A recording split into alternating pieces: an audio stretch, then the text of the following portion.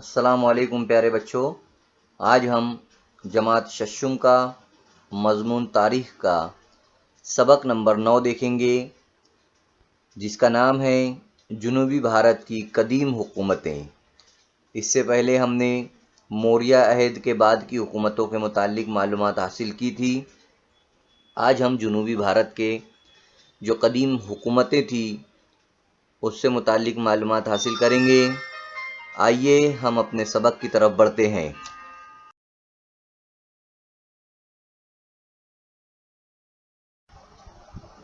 अब हम यहाँ पर देखेंगे हमारा जो सबक चल रहा है जुनूबी भारत की कदीम हुकूमतें, हम उसको आगे बढ़ाते हैं। सबसे पहले हम लोग इसमें देखेंगे चेर, पांड्या और चोल घराना, है ना। तो चेर, पांड्या और चोल घराना जहाँ पर था उसका नक्शा आप लोग यहाँ पर देख सकते हैं।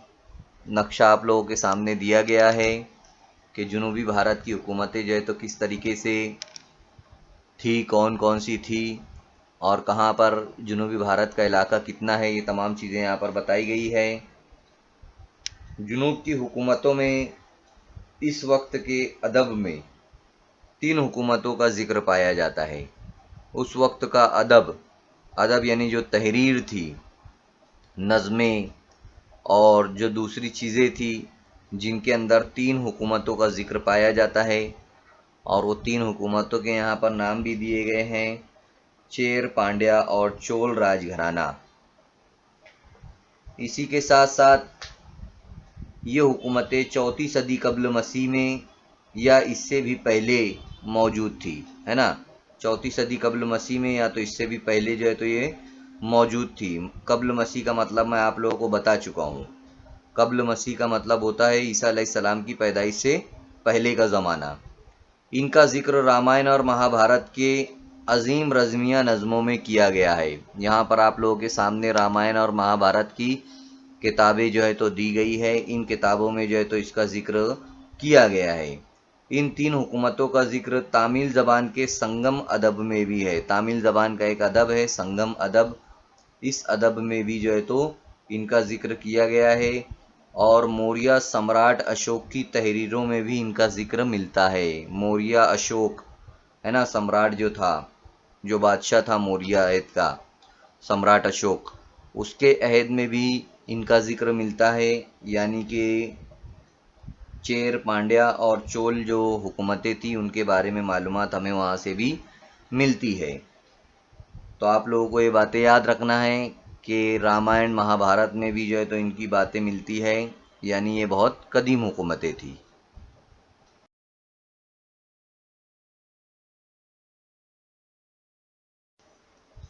एक किताब है जिसका नाम है पेरिप्लस ऑफ द एर्थरनेस सी नामी ये किताब है, जिसमें केरला के इंतहाई अहम बंदरगाह मजरीस का ज़िक्र भी जो है तो मिलता है।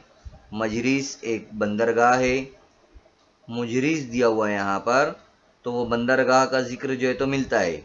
ये बंदरगाह चेर की हुकूमत थी, है ना। इस बंदरगाह पर किसकी हुकूमत थी? चेर जो सल्तनत थी उसकी हुकूमत थी यहाँ पर। बंदरगाह मुजरिस से मसाले, मोती, कीमती हीरे वगैरह इटली के शहर रूम और दीगर ममालिक को दरामद किए जाते थे, है ना। यानी यहाँ से क्या भेजे जाते थे? मसाले, कीमती मोती वगैरह वगैरह जो है तो यहाँ से भेजे जाते थे। पांड्या हुकूमत मौजूदा तमिलनाडु में थी। यहाँ पर आप लोग देख सकते हैं पांड्या हुकूमत जो है तो कहाँ पर थी? पांड्या हुकूमत तमिलनाडु में थी, है ना। एकदम नीचे की तरफ आप लोग देख सकते हैं चोल, मदुराई और पांड्या, तो वहाँ पर पांड्या हुकूमत थी।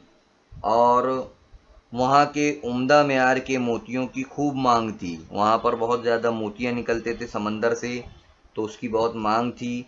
पांड्या हुकूमत की राजधानी मदुराई थी, जैसा कि यहाँ पर दिखाई दे रहा है आप लोगों को मदुराई, तो ये पांड्या हुकूमत की राजधानी थी।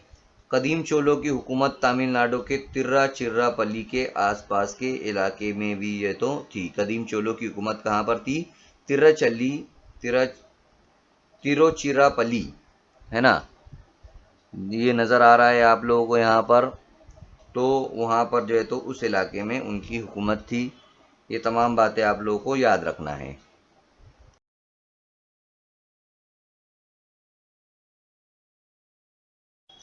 अब हम यहाँ पर देखने वाले हैं सातवाहन राजघराने के बारे में, है ना। सातवाहन राजघराने के बारे में देखने वाले हैं। मौर्य हुकूमत के ज़वाल के बाद, यानी मौर्य हुकूमत जब ख़त्म हो गई तो उसके ज़वाल के बाद शुमाली भारत की तरह ही, जिस तरह से शुमाली भारत में हुकूमतें बनी थी, इसी तरह जुनूबी भारत में भी छोटी छोटी हुकूमतें बनाई गई, जिसमें कौन कौन से इलाके आते हैं। महाराष्ट्र है, आंध्र प्रदेश है, कर्नाटक है। तो इन इलाकों में भी जो है तो आज़ाद छोटी छोटी हुकूमतें बनाई गई। इनमें एक हुकूमत सातवाहन राजघराने की थी। प्रतिष्ठान यानी कि पैठन इस हुकूमत की राजधानी थी। पैठन जो है वो इस हुकूमत की राजधानी थी। प्रतिष्ठान यहाँ पर नाम दिया गया है, इसी का पुराना नाम पैठन था। तो सातवाहन राजघराने की जो राजधानी थी वो थी पैठन।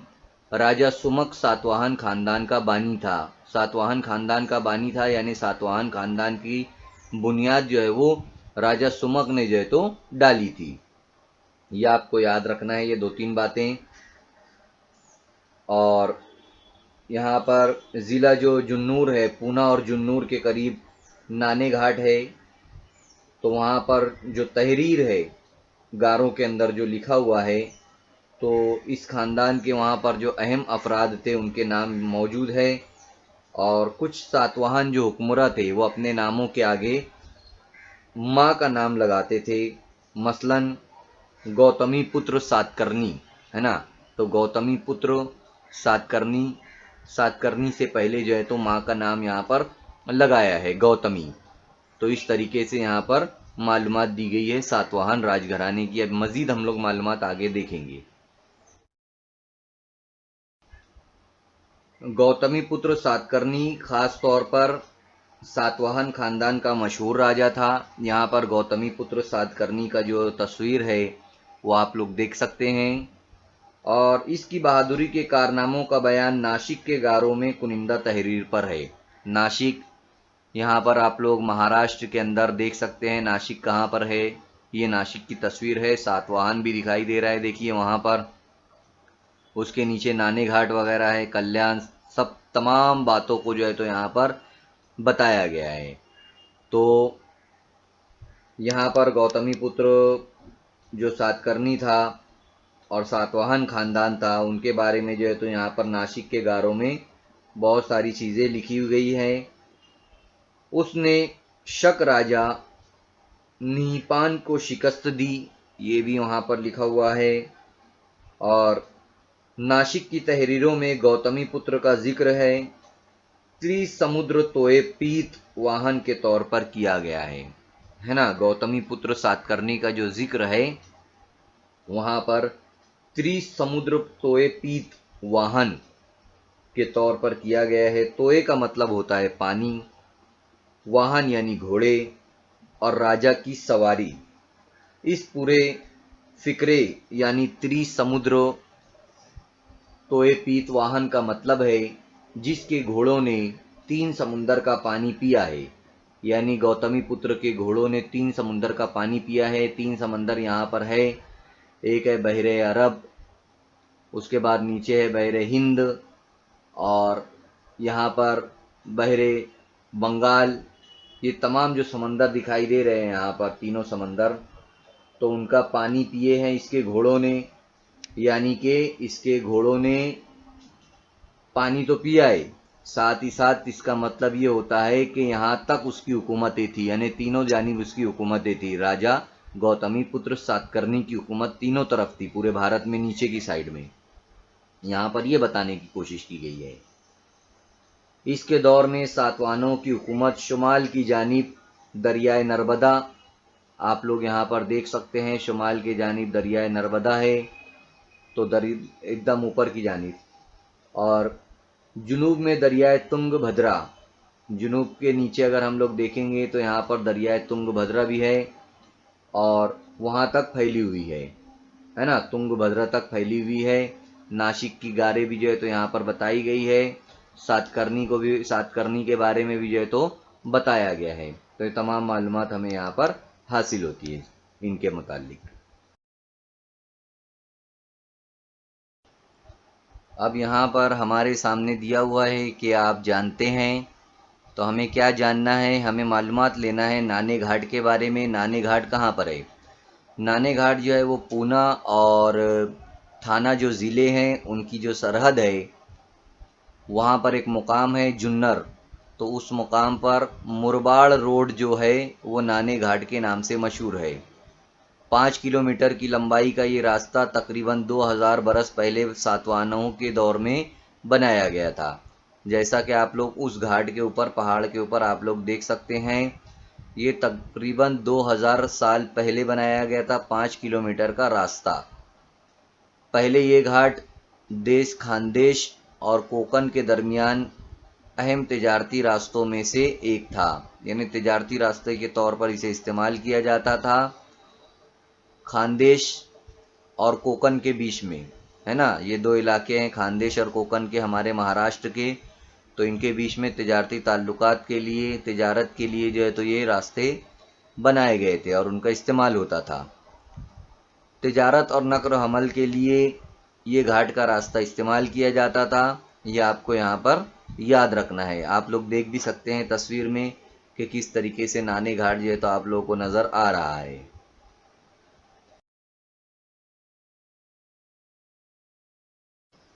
और यहाँ पर मालूमात दी गई है कि एक पानी का बड़ा मटका आज भी यहाँ पर नाने घाट पर आपको देखने को मिल सकता है।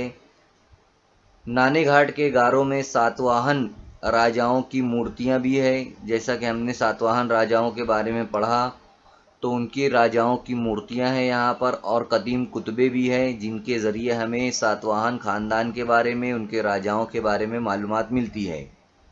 सातवाहन राजाओं और रानियों के अतियात का बयान यहाँ के कुतुबों में है। यानी सातवाहन राजा जो देते थे इनाम, अतियात वगैरह लोगों को, तो उनका ज़िक्र जो है तो इन यहाँ पर जो कुतबे लिखे हुए हैं, जो तख्तियाँ हैं, जो मूर्तियाँ हैं, तो उनके ज़रिए हमें मालूमात मिलती है यहाँ पर जब हम लोग आते हैं गारों को देखने के लिए। तो यहाँ पर ये तमाम चीज़ें बताई गई है।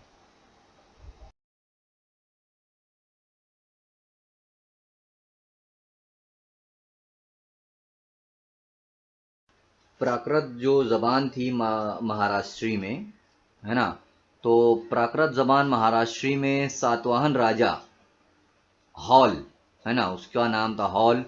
उसकी किताब है जिसका नाम है गाथा सप्तष्टी, बहुत मशहूर है। गाथा सप्तष्टी आप लोग देख सकते हैं, लिखा हुआ है द प्राकृत गाथा सप्तष्टी। तो ये किताब काफ़ी मशहूर है उसकी। और इस किताब में क्या है, इस किताब में सातवाहन जो ख़ानदान था उसके दौर में जो लोग थे, उन लोगों का रहन सहन कैसा था, उन लोगों की ज़िंदगी के मुतालिक मालूमात इस किताब में दी गई है। सातवाहन अहद में भारत की तिजारत में बेहद इजाफा हुआ। महाराष्ट्र का पैठन, जैसा कि इससे पहले आप लोगों को बताया गया है, पैठन यहाँ पर देखिए तस्वीर में, नक्शे में यहाँ पर पैठन दिखाया गया है।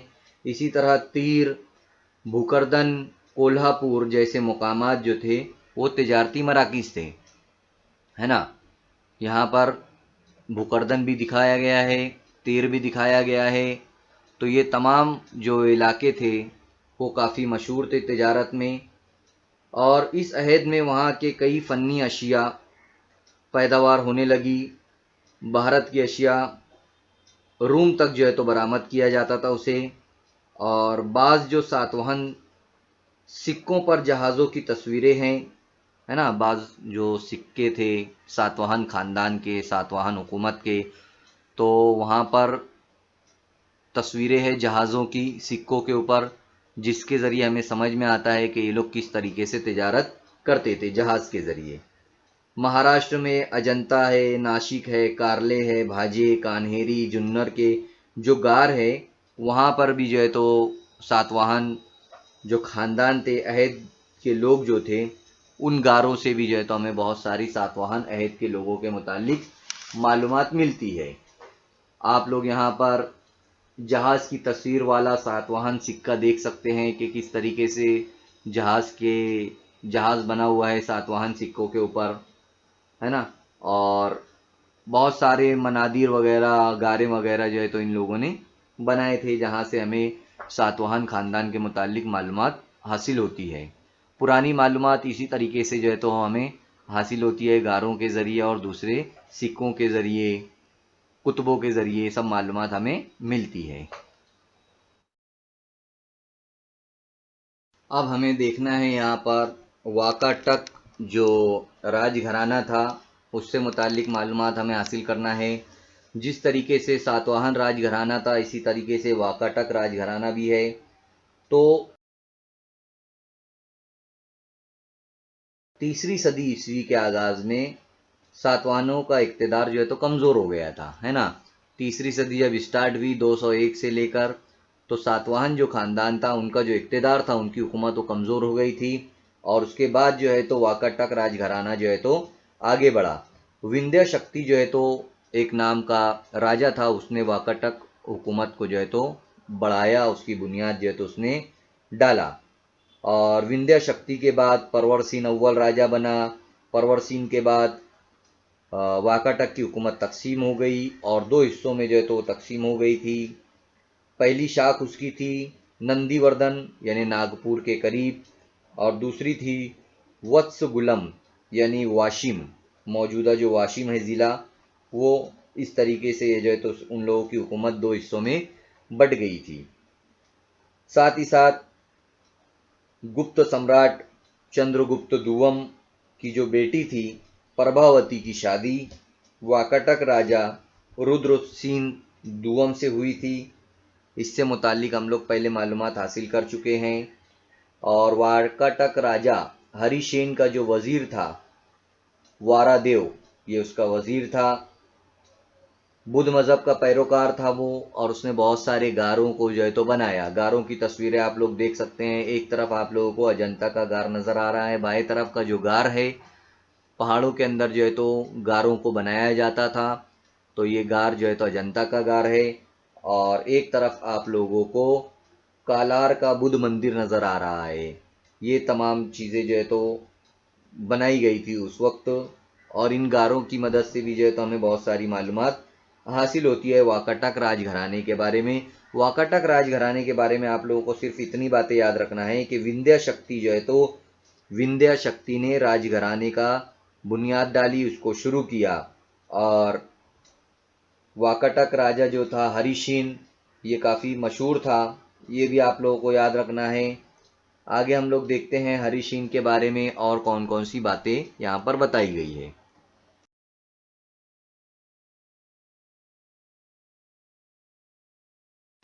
हरिसेन के दौर हुकूमत में जैसा कि आप लोग तस्वीर देख सकते हैं, हरिसेन की तस्वीर यहाँ पर दाएं तरफ से है पहली तस्वीर।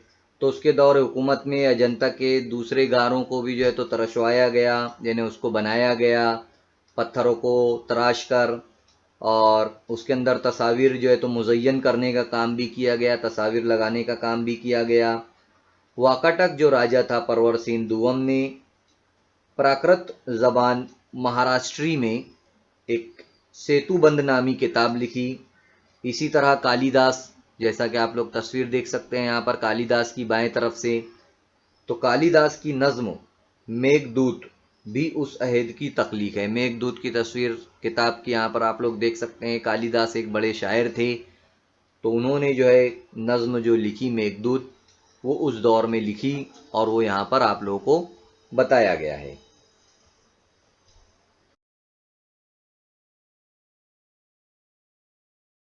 अब हम यहाँ पर देखेंगे चालुक्य राजघराना।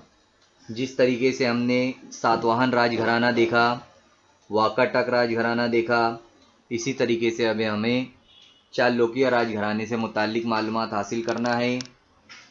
कर्नाटक के चालुक्य, कर्नाटक यहाँ पर नीचे के साइड में आएगा कर्नाटक, तो उसके चालुक्य राजघराने का इक़्तिदार मुस्तहकम था, मजबूत था।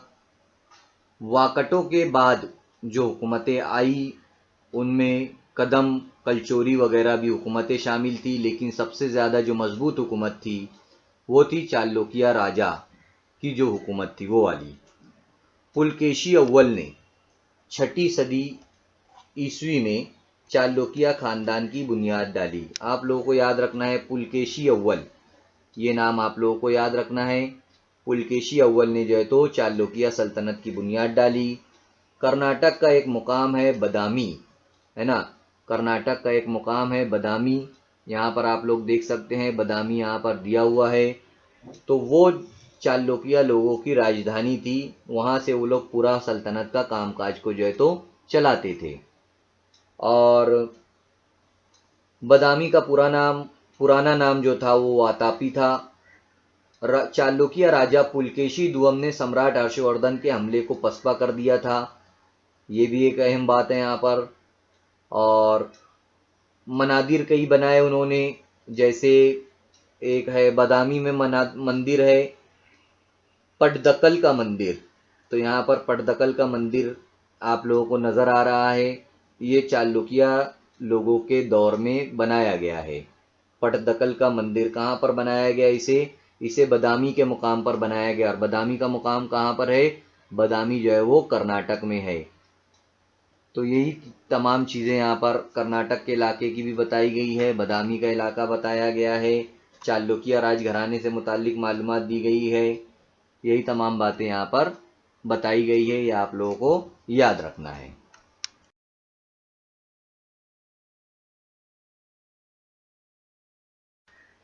अब चालुक्य राजघराने के बाद हम देखेंगे पल्लू राजघराना, है ना। तो पल्लू राजघराना ये भी जनूबी भारत की एक ताकतवर हुकूमत थी। और तमिलनाडु का जो मुकाम है कांचीपुरम, आप लोग यहाँ पर कांची देख सकते हैं, ये है महाबलीपुरम के बाजू में कांचीपुरम, तो ये इसकी राजधानी थी। और महेंद्र वर्मन, है ना, महेंद्र वर्मन ये इनका मशहूर राजा था, बासलायत पल्लू राजा था, ये आप लोगों को याद रखना है। इसने पल्लू हुकूमत को बढ़ाया, वो खुद ड्रामा नवीस था, यानी वो ड्रामे भी लिखता था। कौन ड्रामे लिखता था, महेंद्र वर्मन। और ये कौन था, पल्लू राजघराने का बासलायत राजा था ये। और बहुत सारी बातें यहाँ पर बताई गई है। उन्होंने महाबलीपुरम का जो मंदिर है वो भी जो है तो बनाया, मनादिर की तस्वीरें वगैरह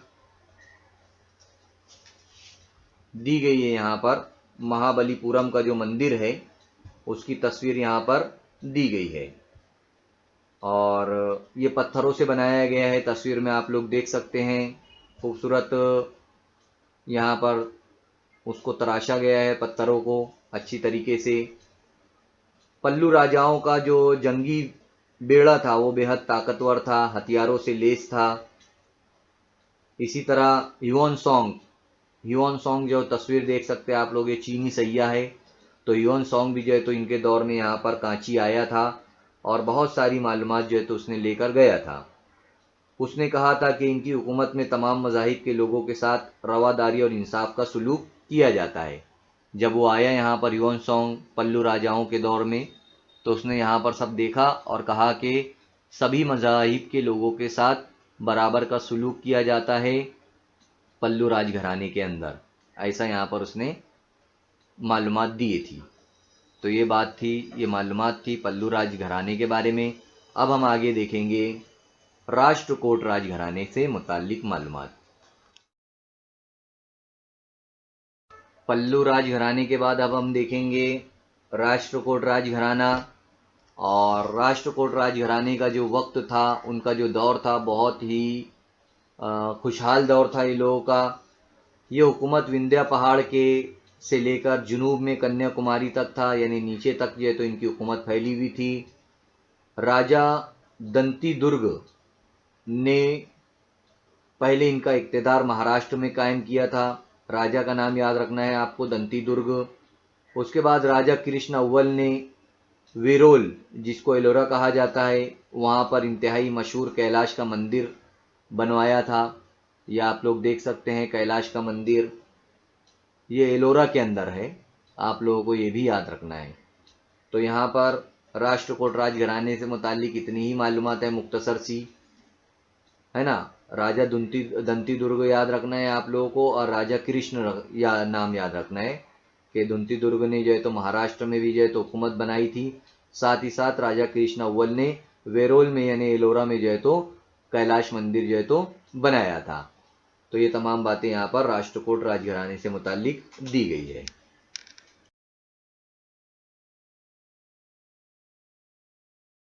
यहाँ पर अब हमारा ये आखिरी टॉपिक है, पेरिप्लस ऑफ द एरिथ्रीन सी। तो पेरिप्लस का मतलब क्या है वो हमें देखना है यहाँ पर। पेरिप्लस का मतलब है मालूमात की किताब, और एरिथ्रीन सी का मतलब है बहरे अहमर यानी सुर्ख समंदर। यूनान के लोगों के मुताबिक बहर हिंद और ईरान के खलीज बहर अहमर ही का हिस्सा थे। पेरिप्लस ऑफ द एरिथ्रेन सी का मतलब बहर अहमर की मालूमात की किताब। ये तकरीबन 1ली सदी ईस्वी की किताब है, यानी 1ली सदी ईस्वी में ये लिखी गई है। इस किताब को लिखने वाला मिस्र का रहने वाला एक मल्लाह था यानी जो जहाज़ चलाता था, उसने ये किताब लिखी। भारत के साहिल, ईरान की खलीज और मिस्र के दरमियान होने वाली तजारत की मालूमात इस किताब में है। आप लोगों को समझना है कि ईरान जो मुल्क है उसकी खलीज और भारत के जितने भी साहिल है वो, इन तमाम की जो मालूमात है और तजारत की जो मालूमात है वो इस किताब में लिखी गई है। इस किताब में बैरी गाज़ा यानी भड़ूच, है ना, नाला सोपारा, कल्याण, मुजेरीस वगैरह का जिक्र भी जो है तो पेरिप्लस में मौजूद है, यानी इस किताब में मौजूद है। जितने भी ये यहाँ पर इलाके दिए गए हैं इन इलाकों की मालूमात भी यहाँ पर दी गई है। मुजिरीस केरला में कोचीन के करीब वाक़े कदीम बंदरगाह थी, है ना। मुजिरीस जो है तो एक बंदरगाह का नाम है, आज वो मौजूद नहीं है। ये बात आप लोगों को याद रखना है कि आज वो मौजूद नहीं है। तो ये मालूमात हमारी थी पेरिप्लस ऑफ दी एरिथ्रेनीस की किताब के बारे में, ये मालूमात थी। यहाँ पर हमारा ये सबक ख़त्म हो जाता है। इसके सवालात के जवाबात जो है तो किताब में दिए गए हैं। सवालात है, आप लोगों को इन सवालात के जवाबात को वीडियो देखकर यहाँ पर हल करने की कोशिश करना है। और जो आप लोगों को नहीं समझ में आएगा आप अपने उस्ताद से राब्ता कायम करके उनकी मदद भी जो है तो ले सकते हैं। उम्मीद करता हूँ कि आपको ये वीडियो समझ में आया होगा, सबक भी जो है तो समझ में आया होगा। इंशाअल्लाह ताला हम लोग नेक्स्ट वीडियो में फिर मिलेंगे। अल्लाह हाफिज़।